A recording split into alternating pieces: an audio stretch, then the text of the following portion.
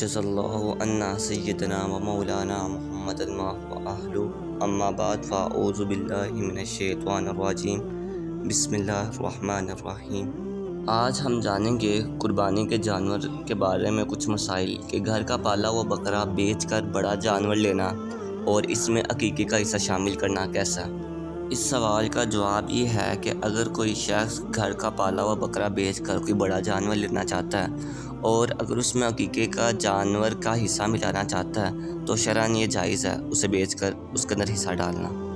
اور اس جواب کی تفصیل یہ ہے کہ جو جانور پہلے ہی سے انسان کی ملکیت میں ہو، خریدا ہوا نہ ہو یا قربانی کی نیت کے بغیر خریدا ہوا ہے تو اس کی قربانی کی نیت کر لینے سے علی التعیین اس جانور کی قربانی لازم نہیں ہوتی، خواہ وہ پالنے یا خریدنے والا شخص غنی ہو یا فقیر ہو۔ لہٰذا یہ جو صورت ہے اس میں جب وہ گھر کا بکرا ہوا پالتو ہے تو اگرچہ اس میں قربانی کی نیت کر لی تھی تب بھی اسے بیچنے میں کوئی حرج نہیں ہے۔ اور کیا قربانی جو ہے عورت پر کرنا واجب ہے؟ اگر عورت مسلمان ہے، بالغ ہے اور مقیم ہے یعنی کہ مسافر نہیں ہے، آزاد ہے اور مالک نصاب ہے تو مرد کی طرح اس پر بھی قربانی کرنا واجب ہوگی۔ اور ایک اور سوال یہاں پہ پیدا ہوتا ہے، قربانی والے مسائل میں مالک نصاب ہونے کا مطلب کیا ہے؟ قربانی والے مسائل میں مالک نصاب ہونے کا مطلب یہ ہے کہ قربانی کے دنوں میں اس شخص کے پاس 7.5 تولے سونا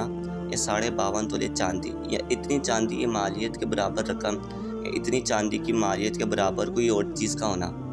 وہ بھی حاجت اصلیہ سے زائد ہونا، یعنی کہ جو اس کی ضروریات زندگی ہے اس سے زیادہ ہونا اس کے لیے ضروری ہے، اور اس پر اتنا قرضہ بھی نہ ہو کہ جس کو ادا کرنے کے بعد وہ نصاب باقی نہ رہے۔ اور ایک اور سوال ہوتا ہے کہ کیا مقروض پر قربانی کرنا واجب ہوتی ہے؟ جس نے کسی سے قرضہ لیا ہے اس پر قربانی کرنا واجب ہے؟ اس سوال کا جواب یہ ہے کہ اگر مقروض یعنی جس کے ذمہ لوگوں کا قرضہ ہے اس کے پاس موجود جو کل نصاب میں سے قرض کو نکال کر اتنا مال باقی رہ جائے جو 52.5 تولے چاندی یا سونے کے مالیت کے برابر ہو تو اس پر قربانی کرنا واجب ہے۔ اگر قرض کو نکالنے کے بعد اس کے پاس اتنا مال نہیں ہے کہ وہ نصاب تک پہنچ رہا ہے تو اس پر قربانی کرنا واجب نہیں ہے۔ ایک اور سوال ہوتا ہے کہ کیا شرعی مسافر پر قربانی کرنا واجب ہے؟ کہ اگر وہ مالک نصاب بھی ہے اس پر قربانی کرنا واجب ہے، ضروری ہے؟ اب اس کا جواب یہ ہے کہ جو شخص شرعی طور پر مسافر ہے، جس کو شریعت نے مسافر قرار دیا ہے، اس پر قربانی کرنا واجب نہیں ہے۔ اب لوگ سوچتے ہیں کہ جو لوگ حج کرنے جاتے ہیں وہ بھی قربانی کرتے ہیں۔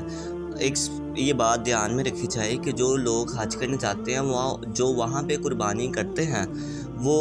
جو ہوتی ہے وہ قربانی کے لحاظ سے نہیں کرتے، وہ شکرانے کے طور پہ قربانی ہوتی ہے۔ اگر وہ قربانی کے لحاظ سے قربانی دے دے گا تو وہ بھی قربانی ہو جائے گی۔ اب ایک اور سوال ہوتا ہے کہ اگر کوئی شخص صاحب نصاب ہو لیکن اس نے سابقہ سال میں نہ زکوٰۃ دیا اور نہ ہی قربانی کیا ہے تو سابقہ سال جو آئندہ سال آیا ہے اس سال وہ قربانی بھی کرے گا اور موجودہ نصاب جو نکالا جائے گا اس نصاب میں جو باقی نہیں بچتا تو ایسے شخص پر قربانی کرنا واجب ہوگی کہ نہیں واجب ہوگی؟ اس سوال کا جواب یہ ہے کہ ایسے شخص پر قربانی واجب نہ ہوگی پچھلے سال کی، لہٰذا جو پہلے سال کی جو زکوٰۃ ہے وہ ادا کرنا اس کے لیے ضروری ہے، اور اگر قربانی نہیں کی تھی تو پہلے جو سابقہ سال کی قربانی کی طرف سے زندہ جانور شرعی فقیر کو وہ صدقہ کر دے۔ اور جو انسان ہے وہ شرعی مسافر کب ہوتا ہے؟ شرعی مسافر وہ ہوتا ہے جو 57.5 میل یعنی اب سوال یہ ہوتا ہے کہ انسان شرعی مسافر کب ہوتا ہے؟ اس کا جواب یہ ہے کہ انسان شرعی مسافر تب ہوتا ہے یعنی جو تقریباً 92 کلومیٹر